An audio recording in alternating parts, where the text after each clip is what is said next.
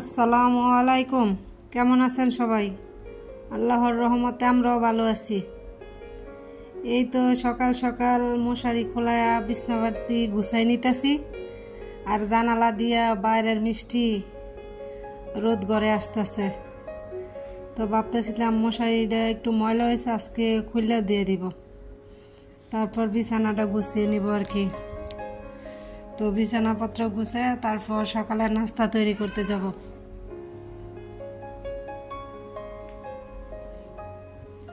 Please সবাই পুরো ভিডিওটি দেখবেন, স্কিপ করবেন না। হয়তোবা কোনো না কোনো অংশ ভালো লেগে যাবে। ভালো লাগলে একটা লাইক দিবেন, চ্যানেলটা সাবস্ক্রাইব করে রাখবেন। আর যারা সাবস্ক্রাইব করে রেখেছেন তাদেরকে অসংখ্য ধন্যবাদ। হয়তোবা আমার কথাতে ভুল ত্রুটি থাকতে পারে, সবাই ক্ষমা সুন্দর দৃষ্টিতে দেখবেন।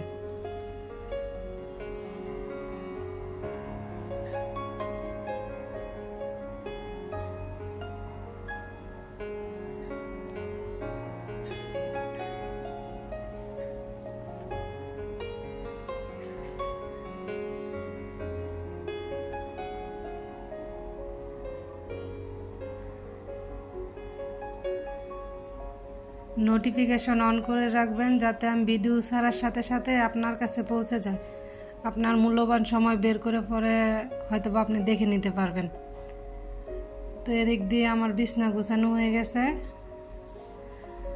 মেয়েকে খাইয়ে দিয়েছি, মেয়ে স্কুলে চলে দিতেছে।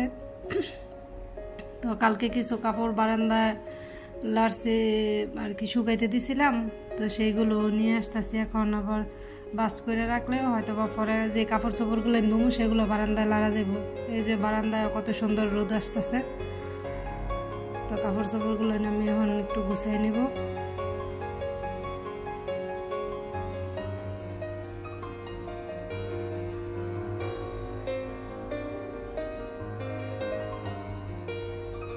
যদি ভিডিওটি ভালো লাগে তাহলে আপনি চাইলে আপনার ফ্যামিলি বা ফ্রেন্ড সার্কেলের সাথে শেয়ার করতে পারেন।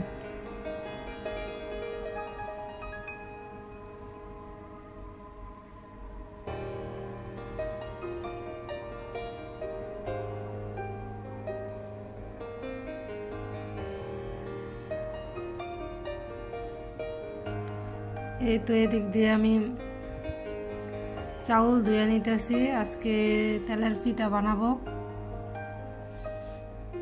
তো আজকেও আমার একটু মেয়ের স্কুলে যাইতে হইব, কাজ আছে। তো ভাবলাম যেহেতু বাজারে যাব, স্কুল তো বাজারেই, তো চাল ভিজাই রাখলাম, যাবার সময় সাথে করে নিয়ে যাব। এদিক দিয়ে আমি চাল ধুইয়া পানি জড়াইয়া রেডি করে নিচ্ছি, এখন বাজারে নিয়ে যাব। চাউলগুলো ভাঙ্গাইয়া নিয়ে আসবো আর কি। তো আমি চাউলগুলো নিয়ে আসছি, এখন চালতে বসে গেছি। যেহেতু তেলের পিঠা বানাবো, তো গুড়িগুলো এনে দুইবার করে চাল্লা নিতে হইব। একবার চাললে কি হয়, পিঠার মধ্যে যদি কোনো সুজি সুজি ভাব থাকে চাউলের মধ্যে গুড়িতে, তাইলে পিঠাগুলো ফেটে যায় আর কি। এজন্য দুইবার করে চালা দিয়ে নিতে হইব।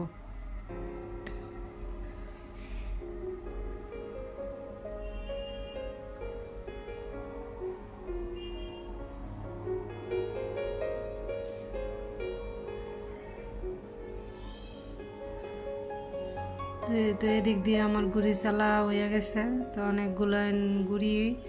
তো ভাবতেছি সবগুলা একসাথে বানাবো না, কিছু ফ্রিজে রেখে দিব, পরে যাতে আবার পিঠা বানায় খাওয়া যায় আর কি।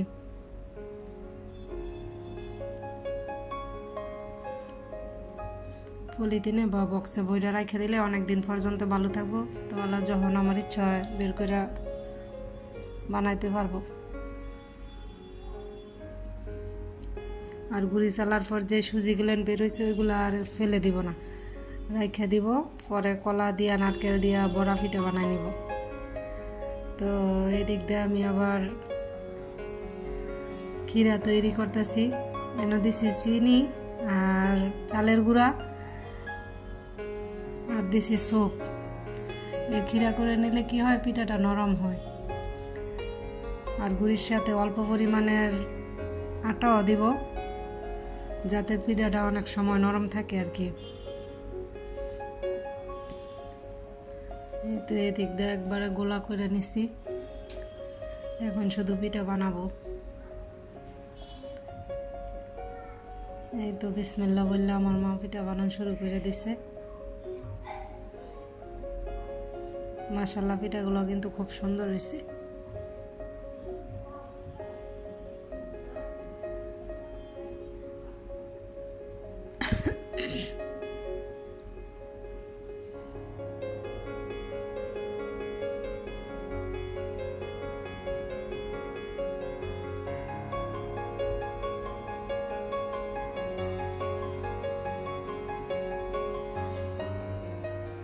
পরবর্তীতে হয়তো বাবার কোনো নতুন ব্লগে আপনাদের সাথে দেখা হবে। সে পর্যন্ত সবাই ভালো থাকবেন আর আমাদের জন্য দোয়া করবেন।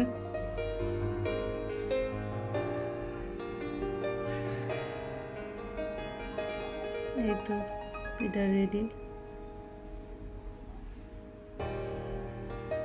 আর এই যে গুঁড়িগুলো দিয়ে কলা দিয়ে নারকেল দিয়ে পিঠা বানাই নিব। আল্লাহ হাফেজ।